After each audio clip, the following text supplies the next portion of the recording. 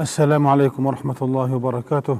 Allah мандық берсе, сіздермен бүгін Алладан жарлыққа тілеудің маңыздылығы жайында сөз қозғайтын боламыз. Allah мандық берсе, өйткені екі өмірінде проблемасын, екі өмірінде қиындығын шешетін нәрсе бұл Алладан жарлыққа тілеу екендігі жайында бүгін сөз қозғаймыз иншалла. Біз баршамызға белгілі, адам баласы күнәдан, қатеден пәк болмайды. Пайғамбарымыз саллаллаху алейхи ва саллям айтады, барлық адам баласы қателесуші. Қателесушінің ішіндегі ең абзалы, ең жақсысы тәубе етуші дейді. Және бір аят, және бір хадисте пайғамбарымыз саллаллаху алейхи ва саллям айтады, егер де адамдардың барлығы күнә жасамайтын болғанда, Алла субхана ва тағала оларды кетіріп, орнына күнә жасап, тәубе ететін, Алладан жарлыққа тілейтін адамдар жарататын еді деп айтқанда хадисі бар. Бұдан шығатын нәрсе, адам баласы мына өмірде кемшіліктен ада болмайды екен. Үнемі кемшіліктің үстінде, қателіктің үстінде болады екен. Адам жаратылысы сондай. Қателіктен. Алайда Алла субхана ва тағала бізге сол қателіктен құтылатын жолдарды көрсетіп қойды. Жолдар өте көп. Намаз оқу, зекет беру, ораза тұту, қажылық жасау, садақа беру, ізгі жақсы амалдардың барлығы не екен?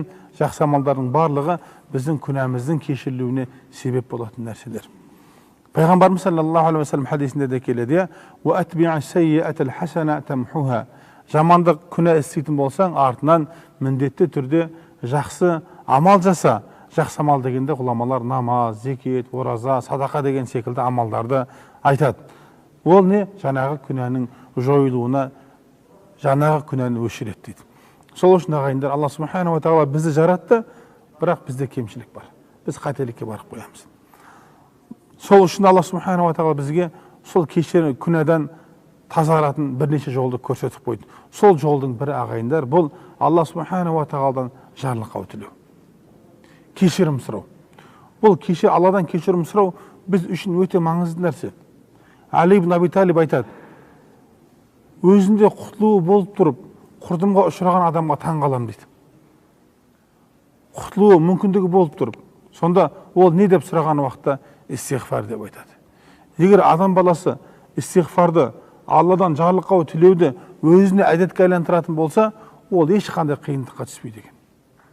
Баршамызға белгілі, естігенсіздер, Хасан аль-Басри, Алла разы болсын, сол кісінің жанына бір кісі келеді ғой. О Хасан, о имам, біздің елде құрғақшылық болды, жауын жаппайды, не істеймін, дұға қылшы деген уақытта Алладан жарлыққа тіле деп жауап берді. Екінші бір адам кедейлікті сұрап келді. Мен кедеймін, дұға қылшы маған деген кезде не деп айтты? Алладан жарлыққа тілеген деп айтты. Үшінші бір адам перзентсіздікті сұрап келген уақытта не деп айтты? Және де истиғфар айтқан. Алладан жарлыққа тілеген деп жауап берді. Жанындағы адам, қарап отырған адам тұрды. Ей, имам, үш адам келді. Үшеуі үш түрлі мәселемен келді. Алайда сіздің үшеуіне болған жауабыңыз біреу ғана ғой. Истиғфар ғой. Неге олай деп айтсыз дегенде, бұны мен өз ойынан шығарып жатқаным жоқ дейді. Алла субхана ва тағала Құран кәрімде айтты. Фақулту стағфиру раббакум иннаху кана ғаффара. Нұх пайғамбар өзінің қауымына былай дейді. Олайша сендер дейді, Раббыларынан жарлыққа тілеңдер. Кешірім сұраңдар жасаған күнәларың үшін. Алла тағала өте кешірімді, кешірімшіл. Юрсили самаа алейкум мидрара. Алла тағала сендерге аспаннан берекелі, мол нөсер жаңбыр жаудырады дейді. Бірі ана кісі не қылып келді? Құрғақшылықты сұрап келді. Хасан Басри истиғфар айтты деп айтты. Алла тағала Құран кәрімде қараңыз, Алладан жарлыққа тілейтін болса, аспаннан мол жаңбыр, берекелі жаңбыр жаптыратындығын айтып жатыр да. Уайумдидукум би амвали ва банин. Және өздеріңді дейді, бала шағамен, мал мүлікпен қамдайды дейді. Береді. Қарайтын болсақ, анау біреуі бала шағам жоқ деп келді.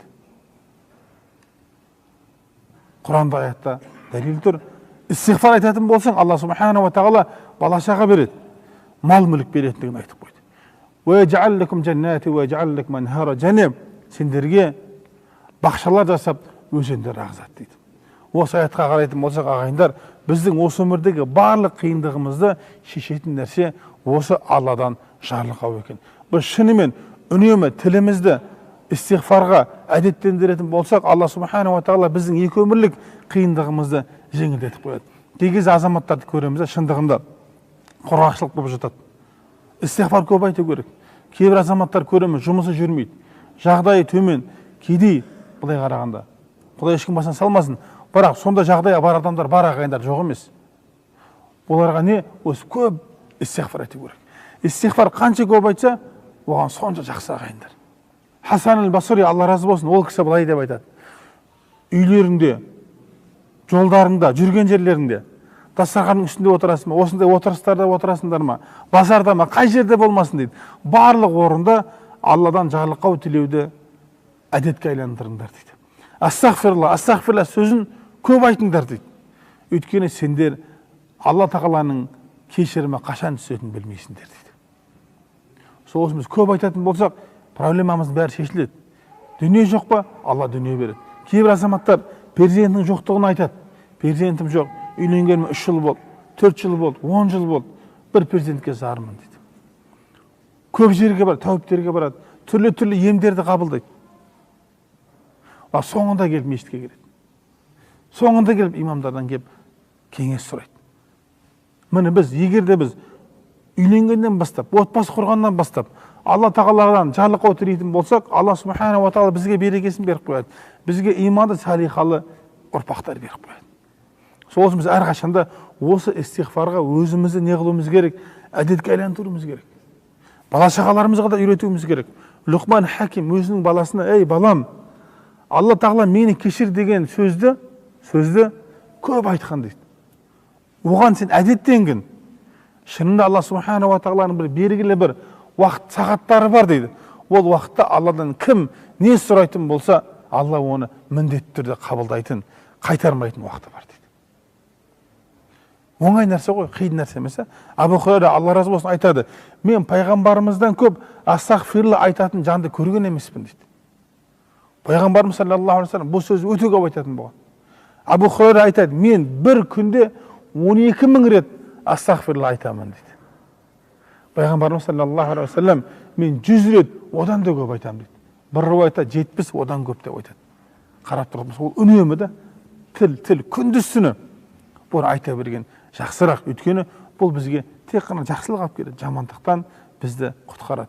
Және пайғамбарымыз саллаллаху алейхи ва саллям хадисінде келеді ғой: "Кім истиғфарды өзіне әдетке айландыратын болса, Алла субхана ва тағала, енді адам баласы болғаннан кейін бір басында бір қайғысы болады ғой, бір қиындық болады ғой, сол қиындықтан шығарып қояды екен. Бір қайғысы болса, сол қайғысынан құтылдырып қояды екен. Және де өзі ойламаған жерден рызық беріп қояды екен." Сол үшін біз әрқашанда өзіміздің тілімізді осы истиғфарға, ағайындар, әдеттендіруіміз керек екен. Үнемі. Бұл бізге керек. Басқа сөздерден көрі, жаман сөздерден көрі, біреуді ғибат, біреу жайында өсек айтқаннан көрі, осы тілімізді истиғфарға келдіретін болсақ, әдетке айландыратын болсақ, иншалла біз Алла тағаланың сүйікті құлы боламыз. Әр екі өмірдің бақытына қол жеткіземіз. Енді шынайы истиғфар қалай айтамыз? Истиғфардың айту жолы ең алдымен жаңағы істеп жатқан ісімізді, күнә ісімізді тастаймыз. Сөйлеп жатқан сөзіміз, ғибат, біреу жамандау болса, оны түгелдей тастаймыз. Және шын ықыласымызбен, тілімізбен айтуымыз керек. Астағфирулла, астағфирулла, астағфирулла деп, бірақ ол жүректе болмаса, жаңағы іс тастамайтын болсақ, онда бұл шынайы истиғфар болмайды екен, ағайындар. Шынайы истиғфар болу үшін тілмен айттың ба, оны шын ықыласыңмен айтуың керек. Және де жаңағы істеп жатқан іс әрекетіңді, немесе сөйлеген сөзіңді қайтадан істемеуің керек екен, ағайындар. Шынайы истиғфар деген осы. Біз осында истиғфар айтатын болсақ, кей кезде адамдар айтуы мүмкін ғой: "Мен истиғфар күніге айтам." Адамдар келгенде истиғфар айт, Құдайдан кешірім сұра, дұға қыл деп айтсаң, "Мен бәрін істеймін", болмайды дейді. Жоқ, болмайды емес. Ол міндетті түрде болады. Алла субхана ва тағала ізге құлдарының жасаған ізгі амалдарын босқа кетірмейді. Сен дұға қылдың ба, Алладан жарлыққа тіледің ба, ол міндетті түрде саған пайдасын келтіреді. Бұл өмірде келтірмесе, қияметтің қиындығынан сені құтқарады. Міне сол үшін біз үміт үзбеуіміз керек. Алла Тағала Құран Кәрімде «Ла тақнату мин рахматиллах, инналлаха яғфиру зунуба жамиа» дейді. Алланың мейірімінен күдер үзбеңдер, үміт үзбеңдер дейді. Шынында Алла Субхана ва Тағала барлық күнәларды кешіреді дейді. Сол үшін біз қай бір ісімізді істеген уақытта біз үмітсіздікке бармауымыз керек.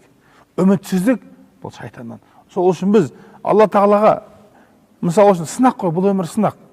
Сол үшін осы жақсы амалымызды біз көп-көп айтуымыз керек.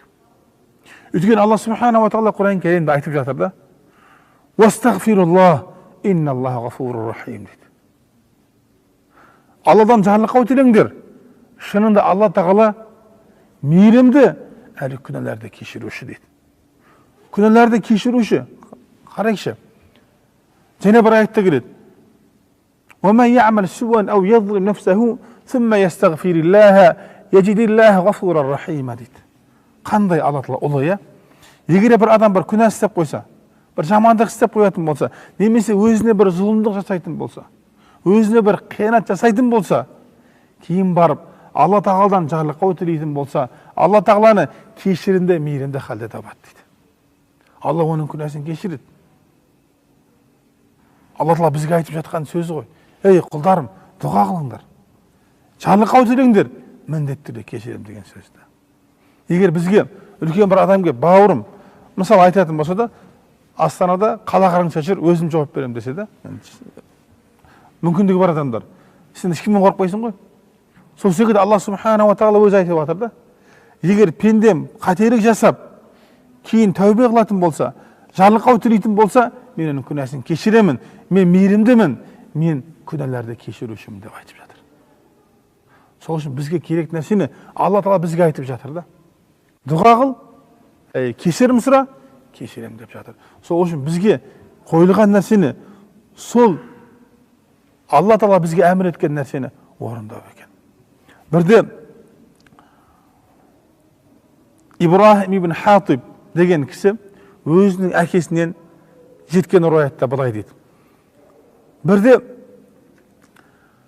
мешіттің бұрышынан бір дыбысты естідім, бір дауысты естідім.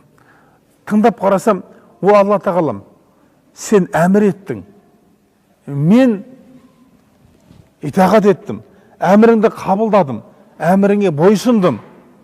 Қазір таң сәрінің уақыты, күнәларымды кешір деп айтып жатқан адамның дауысын естідім дейді. Алла Тағалам, сен әмір еттің дейді. Вастағфирулла, әмір келіп жатыр. Мен итағат еттім, әміріңді қабыл еттім, орындадым деп жатыр. Қазір таң сәрінің уақыты, менің күнәмді кешір деп айтып жатыр екен дейді. Жақсылап қарасам, Абдуллах ибн Мас'уд деген пайғамбарымыздың сахабасы екен. Сахаба, пайғамбарымыз саллаллаху алейхи уассалам ол кісіге баға беріп кетті да. Кімде-кім Құранды қалай түссе солай оқысы келсе, Абдуллах ибн Мас'удтың қирағатымен оқысын деп айтты. Талға мінген уақытта ол кісінің балтыры жіңішке еді. Арық еді ол кісі, салмағы аз адам еді. Сонда сахабалар балтырын көріп күледі, кішілігін көріп. Сонда пайғамбарымыз саллаллаху алейхи уассалам оның балтырының кішілігін көріп, арықтығын көріп күлмеңдер дейді. Ол таразда ауыр дейді. Ол деген нәрсе, қияметте кім таразы ауыр болатын болса, ол жәннаты деген ағайындар. Пайғамбарымыз куәлік беріп кеткен сахабасы. Қараңыздар, жылап тұрып сол уақытта Алладан жарлыққа тілейтін болған екен. Өйткені Алла Тағала Құран Кәрімде «Уабил асхарихум ястағфирун» дейді. Өзінің тақуадар құлдарын айтып жатқан уақытта олар таң сәріде Алла Тағаладан жарлыққа тілейді дейді. «Уал мустағфирина бил асхар» дейді. Олар таң сәріде Алладан жарлыққа тілейді дейді. Бірде Нафи деген Ибн Умардың шәкірті бар, табиғи кісі. Сол кісі айтады: Ибн Умар дейді, түнімен намаз оқитын дейді. Түнімен намаз оқитын.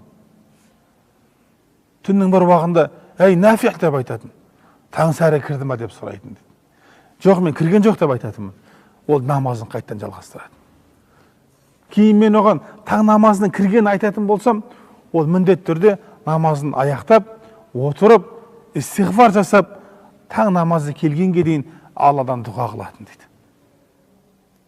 Қандай адамдар? Сахабалар, пайғамбарымыз саллаллаху алейхи ва саллям асхаби кан нужум айюхума ихтадайтум деп айтып қойды.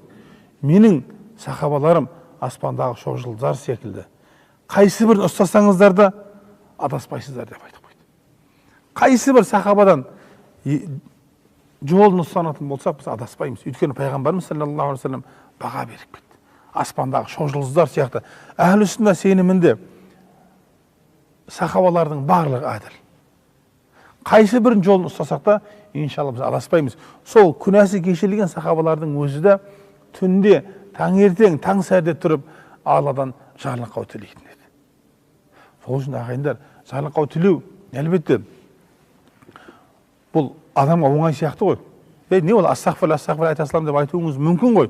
Бірақ оны бағана тілмен айтып, шын ықыласпен айтып, жүрекпен бекітіп, ол амал тастау, ол қиын нәрсе да. Және де ол истигфарды адамдар ұйықтап жатқан уақытта, оянып, 2 бас, немесе 4 бас, 8 бас намаз оқып тұрып, намаздан кейін отырып, жылап тұрып, Алла тағалам, сен мейірімдісің, сен рахымдысың, сен тәубелерді қабыл етушісің, менің күнәларымды кешір деп дұға қылу бұл оңай емес ағайындар. Негізі бұл оңай. Алла кімге оңай қылса ол соған оңай ағайындар. Кейбір азаматтар бар да, намаз оқымаса жүрегі ауырайды. Кейбір азаматтар түнде тахаджуд намаз оқымаса өзіне кінәлайтын азаматтарды мен көзіммен көргем. Мен қандай адаммын деп, бірақ біз түнде тахаджуд намаз оқуға ниет қылатынымыз да қылмайтынымыз да бар ғой. Енді тахаджуд намаздан кейін жалғастырып истигфар айту, егер адам шын ықылас қылатын болса, өзінің сөзінде шынайылық танытатын болса, Алла субханаху ва тағала ол адамға ол амалдарды жеңіл қылып қояды ағайындар.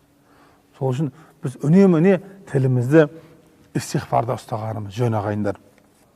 Салих пайғамбар, Салих деген пайғамбар болды. Бұл кісі өзінің қауымын Алла тағалаға итағат етуге, Алла тағаланың дініне шақырған уақытта үнемі қарсы келетін да.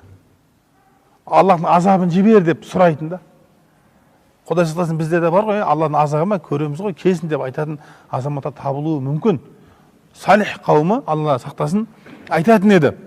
О, Салих бізге уәде еткен азапты жібер деп айтатын еді. Сонда Салих алейхиссалам: "Я қауми, лима тастаъджилуна бис-саййиати қабла ал-хасана, лаула тастағфируна Аллаха лааллакум турхамун" дейді. Жақсылыққа шақырып, оларды қияметтің азабынан құтылдыру үшін жіберген осы аяттан түсініледі. Пайғамбардың өмірін оқыңыз, пайғамбарымыздың барлық пайғамбарлардың өмірін оқысақ, осындай. Салих алейхиссалам айтып жатыр да: "Ей қауымым" дейді. "Я қауми, лима тастаъджилуна бис-саййиати қабла ал-хасана". Жамандықтан не себепті дейді? Жақсылықтан алдын жамандыққа асығасыңдар дейді. Жақсылықтан алдын жамандық деген кезде біздің муфассир ғұламаларымыз тәпсірлеген уақытта неге Алланың мейірімін тастап, неге Алланың азабына асығасыңдар дейді. Алланың мейірімі бар ғой, неге Алланың мейірімін сұрамайсыңдар? Неге Алланың рахымын сұрамайсыңдар? Неге азабын сұрайсыңдар? Егер сендер Алладан шынайы тәубе етсеңдер, жарлықау тілесеңдер, Алла тағаланың, егер сендер Алла тағаладан шынайы кешірім сұрайтын болсаңдар, сендер әрине міндетті түрде Алланың мейіріміне бөленесіңдер ғой деп айтып жатыр. Сөзінің кеңінен айтқан уақытта азапты сұрамаңдар. Керісінше сендер Алланың мейіріміне бөленуге асығыңдар, кешірім сұраңдар, міндетті түрде Алла тағаланың мейіріміне бөленерсіңдер дейді. Сол үшін бұл кешірім сұрау бір әрқашанда бізге керек нәрсе ағайындар, ауадай қажет нәрсе. Және де кешірім сұраған уақытта бағана айтқандай, Алла тағаланың үмітінен ешқандай күдер үзбеуіміз керек. Алла субханаху ва тағала береді, 100% береді. Алайда бір кемшілік, бір қателік кететін болса, ол бізден ағайындар. Бізде бір сеніміміз дұрыс болмай жатыр ма? Немесе бір күнәміз бар ма? Немесе бір ісімізде, немесе бір жерімізде қателік бар ағайындар. Сол себепті ол кешігіп жатыр. Немесе ол қияметке сақталып жатыр. Немесе ол себепті бізге келе жатқан пәлекеттер кетіп жатыр ағайындар. Сол үшін біз жасаған дұғамызға, жасаған сұраған жарлықауларымызға ешқашанда не қылмайық, ешқашанда үміт үзбейік ағайындар. Баршамызға белгілі, ең алдымен Алла субханала тағала Адам алейхиссалам жаратты. Адам алейхиссалам жаратқан уақытында Адам алейхиссаламға жәннатта қалағандарынша ғұмыр кешіңдер, Хауа анамыз екеуіне. Қалағандарынша ғұмыр кешіңдер, өмір сүріңдер, қалаған жемістерінен жеңдер, суынан ішіңдер деп не қылды? Мүмкіндік ерік берді. Алайда бір ағашқа жақындамауды әмір етті. Шайтан ләйін баршамызға белгілі, шайтан ләйін Адам алейхиссаламды келіп азғырды, азғыра алмады. Хауа анамызға келіп, сол анамыз арқылы не қылды? Ол шайтан ләйін ісін амалға асырды да. Сөйтіп екеуі жаңағы жемістен жеген уақытта жәннаттан қуылды. Жәннаттан қуылды, шайтан да қуылды, шығарылды. Адам алейхиссалам да, Хауа анамыз да қуылды да. Алайда Адам алейхиссалам мен Хауа анамыз не қылды? Алла тағалаға деген жалбарынуын, жарлықауын тілеуін тастаған жоқ та. Бүкіл жерінде не қылды? Екеуі Алладан жарлықау тілеп жүрді. Күнәсі үшін жарлықау тіледі. Қал Раббана заламна анфусана ва иллам тағфир лана латархамна ланакунанна минал хасирин деп айтты. Адам алейхиссалам Хауа анамыз айтты: "Ей Раббымыз, біз өзімізге, нәпсімізге зұлымдық еттік. Егер сен бізді кешірмейтін болсаң, бізді мейліміңе бөлемейтін болсаң, біз міндетті түрде зиянға ұшырағандардан боламыз" деп не қылды? Дұға етті. Шайтан ләғин не қылған жоқ ағайындар? Дұға етті ма? Шайтан дұға еткен жоқ. Ол тәкаппарлық етті. Сол үшін ол мәңгілікке не қылды? Алланың мейірімінен ұзақтатылды. Ал Адам алейхиссалам мен Хауа анамыз не істеді? Адам алейхиссалам мен Хауа анамыз Алла тағалаға деген құлшылығын, Алла тағаладан жарлықау тілеуін тастаған жоқ та. Алла субханала тағала баршамызға белгілі, Мекке қаласында Арафатта Рахман тауының үстінде екеуінің дұғасын қабыл етті, кешірімін қабыл етті. Бұл деген нәрсе, біз атамыз Адам алейхиссалам, анамыз Хауа анамыз секілді іс-бар тастамауымыз керек. Бұны үнемі өзіміздің өмірімізде қолдануымыз керек. Осы жерде бір соңғы сөзі бір қиссамен бітіретін болсақ, бұл қиссаны көпшілігіңіз естігенсіздер. Ахмад ибн Хамбал, Алла разы болсын, мүмкін естімегендер де бар, пайдалар. Бірде Ахмад ибн Хамбал бұл кісі өз заманда танымалы ғалым болған. Өз заманда бұл кісінің атағы жер жаратып болған. Ислам әлемінде танымалы кісі болған, хадисші кісі болған. Ислам алғашында бұл кісіні фақих ретінде қабылдаған емес. Фиқ саласына кіретін болсаңыздар, Ахмад ибн Хамбал, Алла разы болсын, ол кісіні фақих жөнінде есепке алмаған. Ол кісіні мухаддис ретінде есепке алып, ол кісінің сөзін алатын болған. Алайда бұл кісі әхлі сүнна ғалымы, Алла рахымына бөлеген болсын. Ол кісі жасы қартайған уақытында бір елге барады, бір елді мекенге барады. Елді мекенге барады да өзінің Ахмад ибн Хамбал екенін ешкімге жарияламайды. Енді мешітке келеді, мешіт Құдайдың үйі, Алланың үйі дейді, мешітке келіп, жаңа ұқтамақ түнемекші болады. Сонда ол кезде де күзет бар екен да. Күзет сол кездің өзінде Ахмад ибн Хамбалдың кезінде де мешітте күзет болған екен да. Сонда анау Ахмад ибн Хамбал мешітте ұқтамақшы болып жайғаса берген кезде күзет келеді де, мешіттен шық дейді. Ахмад ибн Хамбал, мен баратын жерім жоқ. Осы жерде түнейін, Алланың үйі ғой, азанда кетем дейді. Күзетші жоқ дейді. Шығасын дейді. Қалайын деп не қылса, күзетші шығарып жібереді. Ахмад ибн Хамбал сөзге келмейді де, мешіттен шығады. Мешіттің табалдырығына сол жерде не істейді? Сүйеніп отырып, сол жерде демалады. Демалып отырған уақытта күзетші есікті қолдайды да, Ахмад ибн Хамбалды көріп қалады. Ахмад ибн Хамбал отыр қараса, бірақ танымайды. Егер ол Ахмад ибн Хамбал деп айтатын болса, жаңағы күзетшіге, ол үйіне апарып қонақ қылады да, бірақ ол кісі айтып жатқан жоқ та, мені танымай айтсын ба, мен кім екенін білмей жатсын ба деп айтқан жоқ та ол. Қарапайымдық жолды ұстанды да. Өйткені бұда бір сыр бар, сыр кәзі келеді. Анау кісі кет дейді да, күзетші. Мен мешіттің ішінде емеспін ғой, сыртында тұрмын ғой, бола берейін да дейді. Жоқ, кет дейді. Ахмад ибн Хамбал кетпейді. Сонда жаңағы күзетші бұны екі аяғынан ұстайды да, жолдың ортасына сүйрейді. Соның жанында, жаңағы мешіттің жанында бір навайшы бар екен. Навайшы нан пісіретін адам. наубайшы жанағын көреді да жанашып кетеді. Үлкен қария кісіні күзетші аяғынан сүдіріп жатқанын көріп жанашып кетеді да, ақсақал келіңіз, маған келіңіз дейді. Ахмад ибн Хамбал жанағын сөзін қабыл алады да жанағы наубайшының үйіне келеді. Наубайханасына келеді. Бұлған жақсылап құрметтеп шайын береді, тамағын береді, өзінің барын ұсынады. Жеп болғаннан кейін жанағы күзет наубайшы нан пісіруге кірісіп кетеді. Өйткені азанда адамдарға нан пісіріп сату керек. Оның күн көрісі. Нан илеп жатқан уақытта Ахмад ибн Хамбал бір сөзді естіп қалады да. Қандай сөз? Астағфирулла. Астағфирулла деген ана кісінің сөзін естіп қалады. Қарай, тоқтамай астағфирулла сөзін айтады. Нан илеп жатыр. Қамыр дайындап жатыр. Тілі астағфируллада. Астағфируллада. Қарап тұрады да, істеп болғаннан кейін жаңа кісінің алдына келеді да, сен үнемі осыны айтасың ба деп сұрақ қояды. Мен үнемі осыны айтамын. Өмірінде осыны әдетке айландырғандығын айтады да, Ахмад ибн Хамбал оның нәтижесін біле тұра сұрақ қояды. Сен бұл сөзден не пайда таптың дейді. Бұл сөзден қандай пайда таптың деп сұрақ қояды. Сонда жаңағы кісі, мен дұға қылсам, дұғам қабыл болады дейді. Дұғам қайтарылмайды дейді. Алайда бір дұғам қабыл болған жоқ дейді. Ол қандай дұға деген уақытта, мен Ахмад ибн Хамбал деген ғалым мұхаддис кісі бар, сол кісіні көруді армандаймын. Алла тағаладан сол кісіні көрсетуді мен үнемі сұраймын дейді. Осы дұғам ғана қабыл болған жоқ дейді. Сонда жаңа Ахмад ибн Хамбал тұрып, Аллаға қасам ішемін дейді. Алла субхана ва тағала сенің осы дұғаң үшін Ахмад ибн Хамбалды екі аяғын сүйреп, сенің есің алдына әкеп қойды дейді. Алланың ұлылығы да бұл. Көріп жатсыздар ма? Сол үшін бұл жерде қиссада алынатын нәрселер дұғаның қабыл болуы ағайындар. Қараңызшы, мен қандай дұға қылатын болсам, Алла субхана ва тағала мен дұғамды қайтарған емес дейді. Сол үшін ағайындар, осы истиғфарды біз өзіміздің өмірімізге әрқашанда не істейік? Өзімізге әдетке айландырайық. Бала шағамызға үйретейік, ата-аналарымызға үйретейік, достарымызға үйретейік. Мына өмірде бақытты, хайырлы ғұмыр кешін.